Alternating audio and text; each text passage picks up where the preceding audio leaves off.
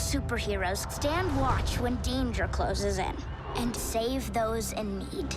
You're trying to help Ulysses find his purpose and really find magic again in the world. So for you, what was it like kind of acting opposite a squirrel? Yeah, well, there wasn't actually a squirrel there.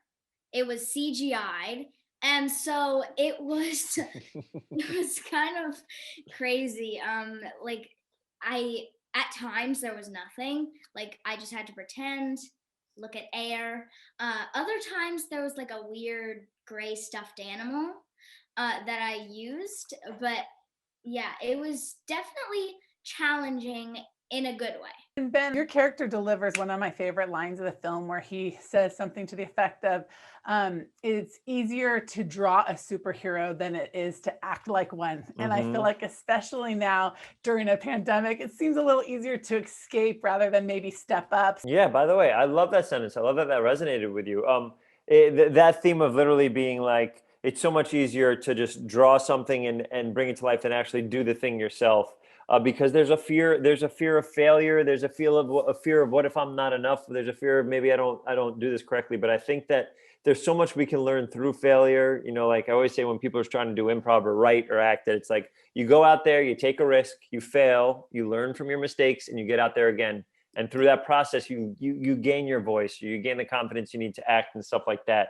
Matilda taught me that. Anything I've ever learned is through Matilda, through her online classes, which she charged $5,000 a class for, which is insane to me. But she said her green shirts are very expensive. Whatever.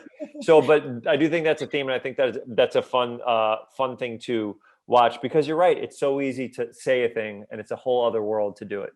Matilda, I loved that there's such a special father-daughter relationship that we see on screen. And it's all around this shared interest for comics. And in real life, your father is an actor. So you guys share kind of that passion. How does that impact your time together? And was he the one that got you interested in this field? Oh, That's a good question. Yeah, I mean, I've never really thought about that.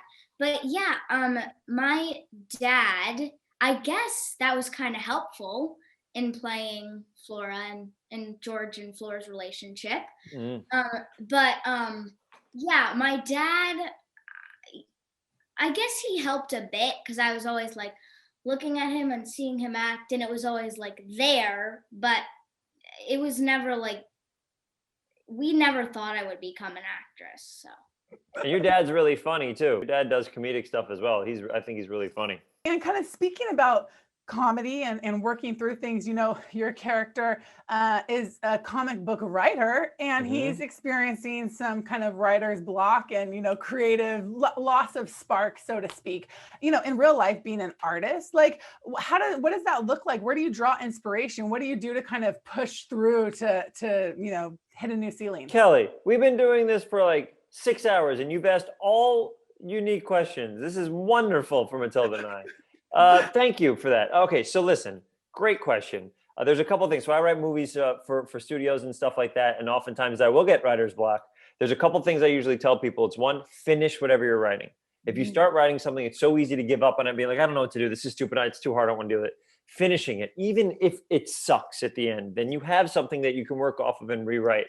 But writer's block for me, what I try to do now is if there's a piece of a movie that I'm writing and I can't quite get through it, in all caps, I write something like, Ben, you idiot, you didn't think of something here. Remember to come back to this. Don't keep wasting time here. And then I go on to the next section. And then when I come back and I'm starting to rewrite and I see it, then I try to put it in. But I find that oftentimes when I really get stuck, I stay on that stuck area for so long, I could be getting so much work done. And I find my inspiration through watching television, through movies, through going to musicals, so through seeing, Matilda in a play on Broadway and all these wonderful things. The arts kind of inspire me to continue to be artistic. And also just being a human being. One of the things that I learned the most is that if I just do work, then I'll have nothing to inspire me. If I go out there and I go to the zoo or I go to these things and I have unique experiences, then I have things to write about, as opposed to just rehashing things that I've rehashed 100 times.